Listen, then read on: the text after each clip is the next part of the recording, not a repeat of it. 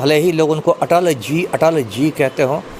देखिए, जो वाजपेयी जो था एक बहुत बड़ा, मैं कहूँ कि अय्याश आदमी था। उसने ज़िंदगी भर शादी नहीं की, लेकिन राजकुमारी कौल नाम के एक महिला के साथ वो बिना शादी किए रहता था।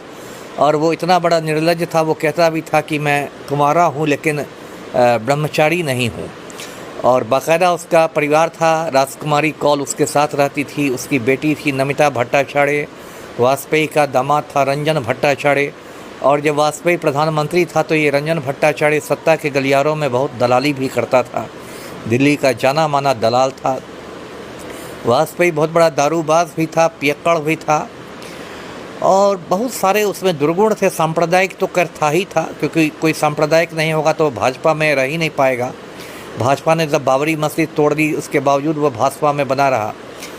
और बहुत बड़ा वो जातिवादी आदमी था, मतलब वो ब्राह्मण था वाजपेयी, और उसको ब्राह्मणों के अलावा कोई मतलब दिखाई ही नहीं देता था। और इसलिए वो प्रमोद महाजन को अपने उत्तराधिकारी के रूप में देखना चाह रहा था, प्रमोट कर रहा था, सिर्फ इसलिए क्योंकि प्रमोद महाजन महाराष्ट्र का ब्राह्मण हुआ करता था। और जब वाजपेयी प्रधानमंत्री था तो प्रमोद महाजन की उसके कैबिनेट में नंबर 2 की हैसियत थी। कहने के लिए आडवाणी था उप प्रधानमंत्री, लेकिन असल में प्रमोद महाजन की नंबर 2 की हैसियत थी।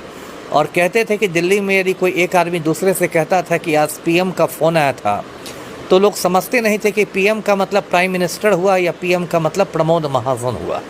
प्रमोद महाजन को भी लोग शॉर्ट में पीएम ही कहते थे, उसकी इतनी ज़्यादा मतलब ताकत थी। तो वाजपेयी के बारे में मेरे ख्याल अच्छे नहीं हैं जी। सुब्रमण्यम स्वामी उन पे अय्याशी का आरोप लगाते हैं। 200% सही इल्ज़ाम है। मैंने तो कहा, मैं तो नाम लेकर बता रहा हूँ, राजकुमारी कौल। यदि दर्शक चाहें तो गूगल करें राजकुमारी कौल, तो उनको और विस्तार से पता चलेगा।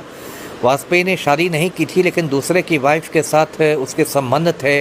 राजकुमारी कौल ग्वालियर के दिनों से ही वाजपेयी के कॉलेज में पढ़ती थी, और बाद में उसकी शादी हो गई, लेकिन वाजपेयी ने उसका पीछा नहीं छोड़ा। जब वाजपेयी एमपी बन गया तो उसके कॉलेज में गया, और ये सब सारी